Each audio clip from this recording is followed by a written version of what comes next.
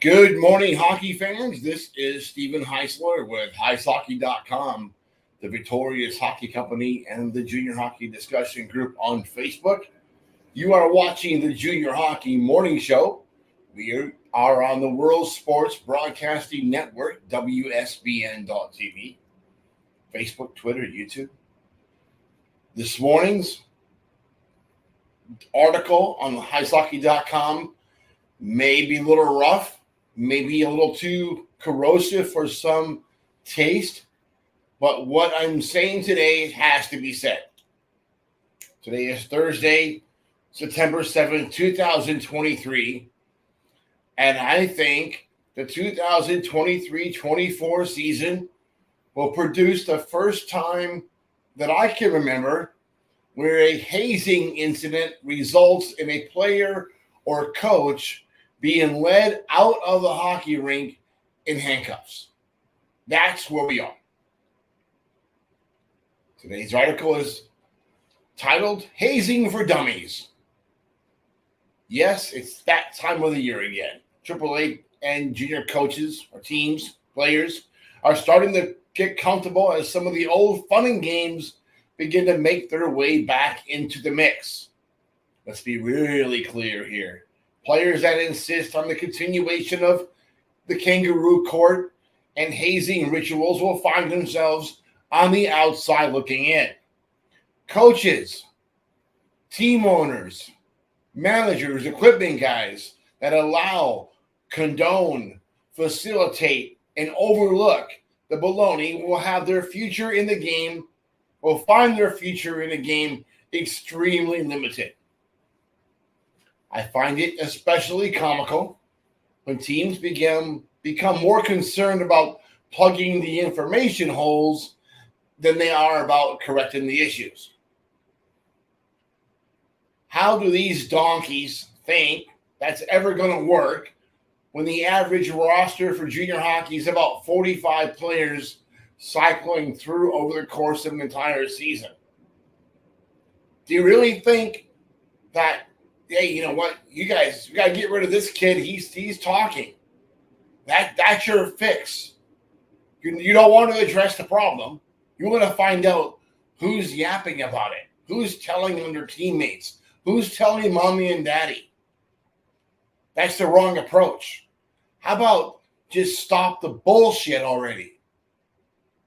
My wife's going to get mad for me saying that on the air. It's okay. So, let's just say this. Let's get a clear, concise definition of what hazing is. What makes hazing hazing? And I'm going to give you the direct thought behind this. Any mental or physical requirement, request, or obligation placed upon any person that could intentionally or unintentionally cause discomfort, pain, fright, disgrace, injury, or which is personally degrading for the purpose of initiation into, admission into, affiliation with, or as a condition of a continued membership in a group or organization. A person's expressed or implied consent to hazing does not negate the above standards. Pretty simple. But let's break it down for you a little bit more, because this issue is widespread across the entire continent. Examples of hazing. Hazing can be subtle, harassing, or violent in nature. It can manifest itself in the form of physical violence, forced physical activities, or psychological and emotional harm, which can be violations of the law. Not just safe sport rules, but laws across the country and definitely across Canada have outlawed this behavior. Outlawed, which means illegal, which means misdemeanors and could be felonies. Although it is impossible to list all possible hazing behaviors, because many are contextual specific, the list below provides some common examples of hazing behaviors. Regardless of the category, hazing is hazing and could easily lead to a Center for Safe Sport investigation. Now, we all know what happens when Safe Sport gets into your locker room. It causes chaos. Every single incident of hazing that I hear about this year will be reported to Safe Sport, will be reported to the league.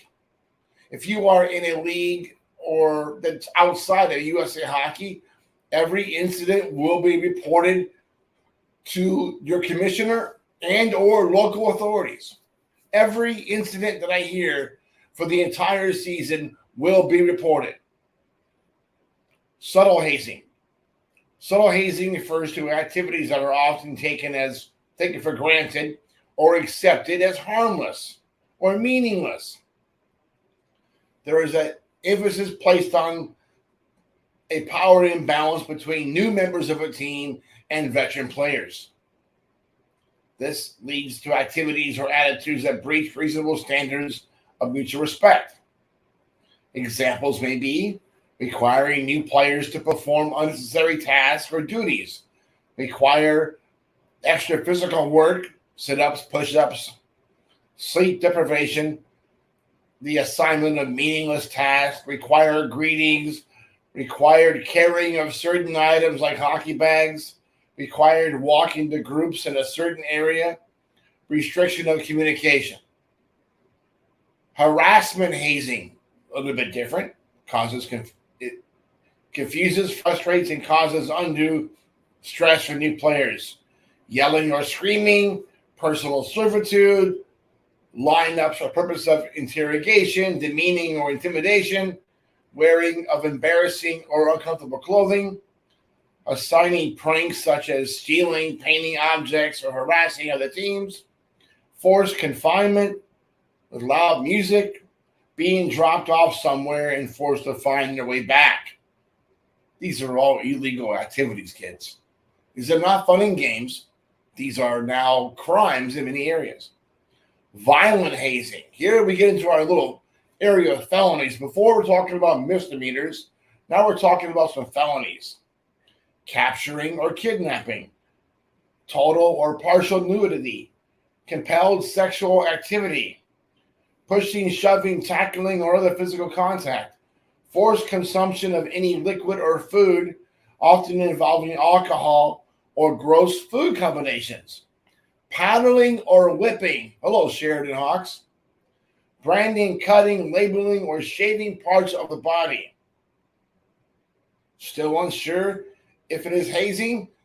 You're not really sure if what's happening is hazing or not? Ask yourself these very simple questions.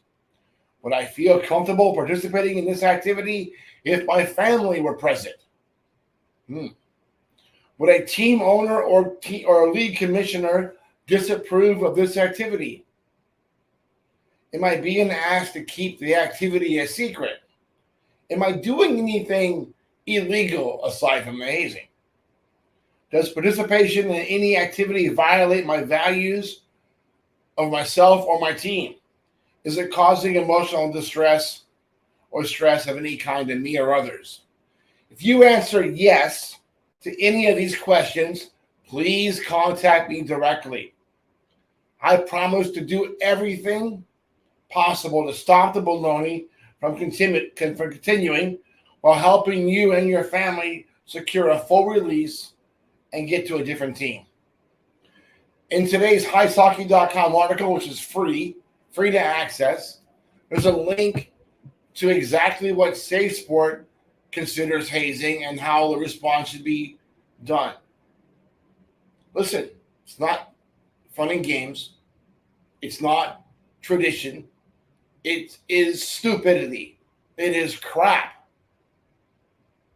That's all there is to it. These are your teammates, your brothers. Don't do this, kids. Don't fall into this trap. A record of hazing or a rumor of hazing for a coach for allowing it will be catastrophic. You'll be unemployable. And I will do everything in my power to make sure that's the case. Don't condone this BS. Don't try covering it up. Don't try plugging holes. Just put a damn end to it. Enough already. There's your coffee. Have a good day.